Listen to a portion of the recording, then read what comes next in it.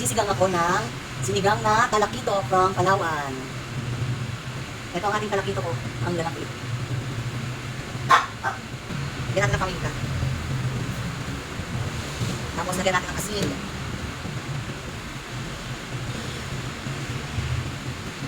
Iyaan na po natin ulo hanggang sa maluto ang ating kamatis. Ito lang yung gulay na ilalagay ko. Yan, labanos, tsaka kangkong, kasi ayoko na masyadong maraming gulay pag sinigang na isda. Okay lang pag sa baboy. Lalagay ko na yung ating labanos. Yan.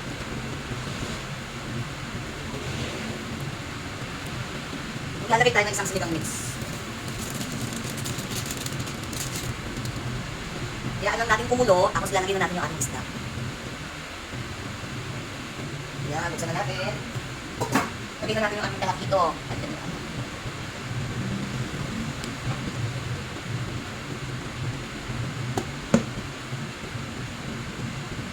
Grabe, ulo ng talakito ko, ang sarap. Oo nga, Ma'am Joy, nako.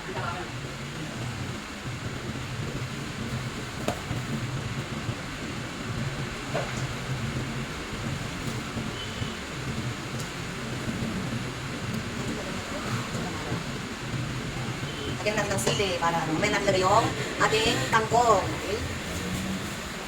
Takpan na natin. Ay, lalagay ko pa pala yung isa kasi masarap pag maasim. Masarap pag maasim ang ating sinigang. Yan, panalo sa asim. Tapos takpan na natin. Okay? Naon, yay, sarap.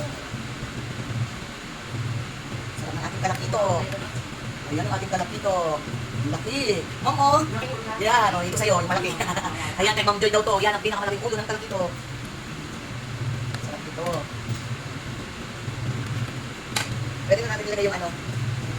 Pwede natin ilagay yung kangkong. Lagay natin yung kangkong. Lagay natin yung kangkong.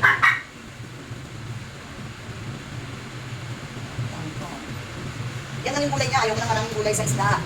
Pero pag sa karne, yan, kompleto ako sa gulay. Dalawang lang kangkong na ito ah. Tapos hayaan na natin yung takpan para ito ang ating kangkong. Ready. Yan. Yan na ang ating yun na yung ating talakito. Tama na yung asin niya. Huwag na yung arat o. Dahil naman tayo patis. Okay, yan. Yan guys, ang laki ng talakito. Ano, ang laki. Napakalaki yung isda.